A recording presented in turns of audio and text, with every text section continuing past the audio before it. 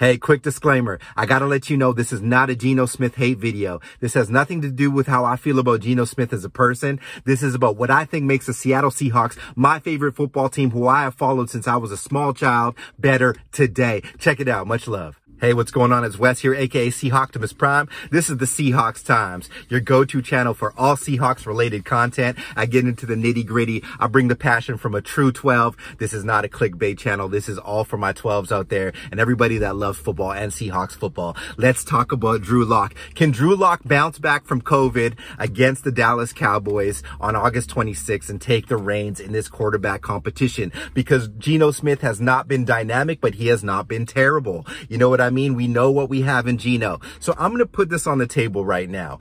If Geno Smith starts for the Seattle Seahawks this season, our upside is a 500 team. He just doesn't have the quick decision making or God-given talents, for lack of better words, to throw us out of problems. And I think he just plays a little bit timid in certain situations. What I'm seeing from Drew Lock is a much improved player that is able to make really good checkdowns and also really dynamic special throws, just like he was able to do coming out of school and in the first half of his rookie season. So this video is titled Let Drew Brew. Let Drew Brew. Let Drew Brew. I'll be in the stands there at one of these games chanting that if he is not starting against the Denver Broncos in week 1. Anyways, what's the upside if Drew Lock plays this season and plays very well? I think Seattle can be an 8 to 11 win team. This is a tough schedule for the Seahawks. They play the AFC West, that consists of the KC Chiefs. They're no slouch if you haven't heard. The LA Chargers, dynamic team. They've got Herbert and company and an awesome defense.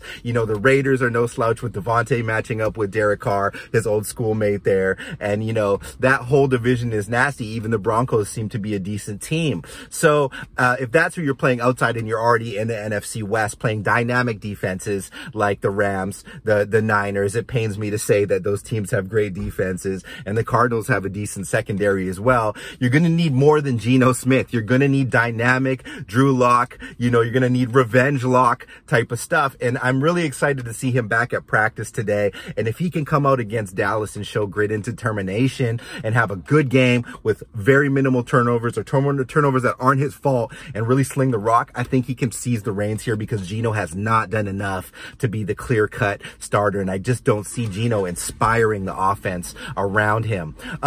Anyways, in other news, we cut the roster down to 80 people. Bubba Bolden, the most notable cut there. He was doing well in camp, a Miami Hurricane safety, but just wasn't able to do enough. And Pete was emphasizing tackling. If you can't tackle, you're not going to be able to make this team. He's going to be strict about that. So I expect against Dallas, whoever's on that field to be making some tackles or you're out of there. You're out of there. You're out of Washington.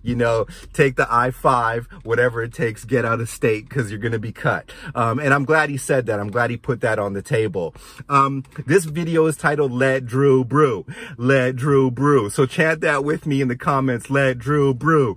Let Drew Brew. If not, I don't think we have a lot of upside this year. And I actually am starting to get really excited about Drew Lock because, in comparison to how I've seen some of the other quarterback play in the preseason, he's actually been remarkably really good in that limited action he had. I'm going to be doing a video coming up here about the top 5 quarterback prospects coming out in 2023. I think it's inevitable that the Seahawks choose one of those quarterbacks and who I think Seattle will choose and why. That will be the next video coming out later in the week. Make sure to tune in for that. That's going to be cool and exciting, and I'll get into some statistics and how I see those people fit. And why do you say they're going to draft? Even if Drew Lock does really, really well, I don't think they're going to bank on Drew Lock as the complete future, unless he has a crazy dynamic year. Maybe they take a quarterback a little bit later. But there's some really good players in this class coming up that I think could really shift a franchise. So we're looking good, guys, overall. Just don't forget, this is not a rebuilding year.